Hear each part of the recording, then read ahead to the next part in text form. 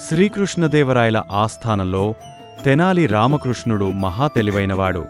ఒకరోజు రాత్రి రామకృష్ణుడు తన ఇంటి వెనుక తోటలో దొంగలు దాక్కున్నారని గమనించాడు. ఆయన భార్యతో గట్టిగా, ఓయ్, విన్నావా?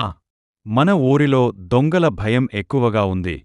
అందుకే మన బంగారం, నగలన్నీ ఒక పెట్టెలో పెట్టి ఆ పెట్టెను మన పెరటిలో ఉన్న బావిలో దాచిపెడదాం అని అన్నాడు. ఇది విన్న దొంగలు సంతోషించారు. రామకృష్ణుడు నిజంగానే ఒక బరువైన పెట్టెను తీసుకువచ్చి ధభేల్ మని బావిలో పడేశాడు. ఆ తర్వాత భార్యాభర్తలు ఇంట్లోకి వెళ్లి నిద్రపోయినట్లు నటించారు. దొంగలు బావి దగ్గరకు వచ్చారు. బావిలో నీళ్లు ఎక్కువగా ఉన్నాయి. పెట్టెను తీయాలంటే నీళ్లు తోడాలి. వారు రాత్రంతా కష్టపడి బావిలో ఉన్న నీళ్లన్నీ తోడి పక్కనే ఉన్న తోటకు పారించారు. తెల్లవారేసరికి బావిలో నీళ్లు అయిపోయాయి. అప్పుడు దొంగలు ఆ పెట్టెను బయటకు తీసి తెరిచారు. అందులో బంగారం లేదు, కేవలం బరువు కోసం పెట్టిన రాళ్లు మాత్రమే ఉన్నాయి. అప్పుడు రామకృష్ణుడు బయటకు వచ్చి, మిత్రులారా, రాత్రంతా కష్టపడి నా తోటకు నీళ్లు పెట్టినందుకు ధన్యవాదాలు అని నవ్వాడు.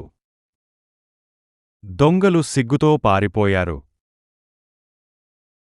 నీతి: సమయస్ఫూర్తితో ఎంతటి ఆపదనైనా తప్పించుకోవచ్చు.